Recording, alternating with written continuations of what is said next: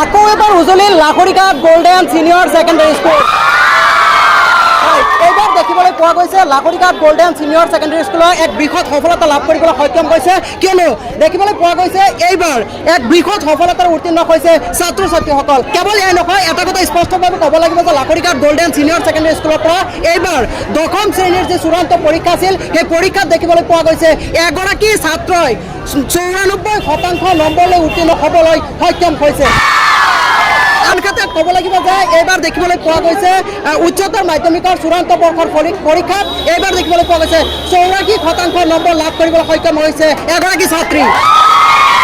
কেৱল এয়াই নহয়, এটা কথা স্পষ্টভাৱে ক'ব লাগিব যে লাখৰিঘাটৰ ভিতৰত অৰ্থাৎ সমগ্ৰ লাখৰিঘাট অঞ্চলৰ ভিতৰত একমাত্ৰ বিজ্ঞান বাণিজ্য আৰু কলা শাখাৰ ব্যক্তিগত খণ্ডৰ বিদ্যালয় লাখৰিঘাট গোল্ডেন সিনিয়ৰ সেকেন্ডাৰী স্কুল। আৰু এই মুহূৰ্তত মই বৰ্তমান উপস্থিত আছোঁ লাখৰিঘাট গোল্ডেন সিনিয়ৰ সেকেন্ডাৰী স্কুলত আৰু সামগ্ৰিক পৰিৱেশ দেখুৱাবলৈ অনুৰোধ জনাইছোঁ সতীৰ্থক। যিহেতু দেখিবলৈ পোৱা গৈছে এইবাৰ উচ্চতৰ মাধ্যমিকৰ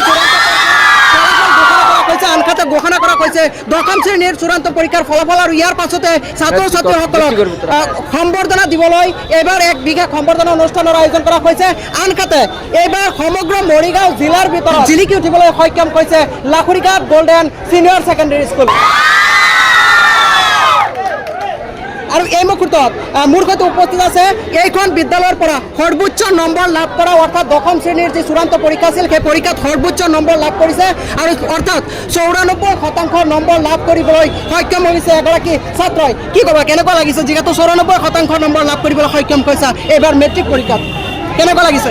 নমস্কাৰ, মোৰ নাম নাছিৰ ইকবাল আহমেদ আৰু মই এই 2024 বৰ্ষৰ যিটো হাইস্কুল শিক্ষান্ত পৰীক্ষা আছিল, মই এই লাহৰিঘাট গোল্ডেন ছিনিয়ৰ ছেকেণ্ডেৰী স্কুলৰ পৰা মই দিছিলোঁ আৰু তাত 94% নম্বৰ লৈ মই উত্তীৰ্ণ হৈছোঁ। আৰু এই ক্ষেত্ৰত মই মোৰ ৰিজাল্ট লৈ বহুতেই মই সুখী হৈছোঁ আৰু অলপ পালে এইটো আৰু বেছি ভাল লাগিলেহেঁতেন। হ'লেও মই যিমানখিনি ৰিজাল্ট হৈছে মই সুখী। লগতে মোৰ মা দেউতাৰো যথেষ্টখিনি কষ্ট কৰিছে, লগতে আৰু মোৰ শিক্ষাগুৰুসকল যথেষ্টখিনি কষ্ট কৰিছে আৰু তেওঁলোকৰ হয়তো এই কষ্টৰ বিনিময়তে মই আজি এই ৰিজাল্টটো পাবলৈ সক্ষম হৈছোঁ। গতিকে মই মোৰ ফালৰ পৰা সকলোকে মই ধন্যবাদ জ্ঞাপন কৰিম। কেইটা বিষয়ত লেটাৰ পাইছা? হায়েষ্ট মাৰ্ক কোনটো বিষয়ত পাইছা? মই এডভান্স মেথছত হায়েষ্ট মাৰ্ক পাইছোঁ, 100ৰ পৰা 100 পাইছোঁ এডভান্স মেথছত। এটা আমাৰ বাবে এটা গৌৰৱৰ কথা, এইজন ছাত্ৰই এডভান্স মেথছত 100ৰ ভিতৰত 100 নম্বৰ পাবলৈ সক্ষম হৈছে। কেৱল এয়াই নহয়, তেখেতৰ পৰা জানিব বিচাৰিম নেক্সট তেওঁৰ পৰিকল্পনা কি, নেক্সট কি হ'ব বিচাৰে তেওঁ, আচলতে তুমি কি হ'ব বিচাৰা? মই ভৱিষ্যতে এগৰাকী মই চিকিৎসক হ'ব বিচাৰোঁ আৰু তাৰ বাবে মই সকলোৰে পৰা আশীৰ্বাদ বিচাৰিছোঁ।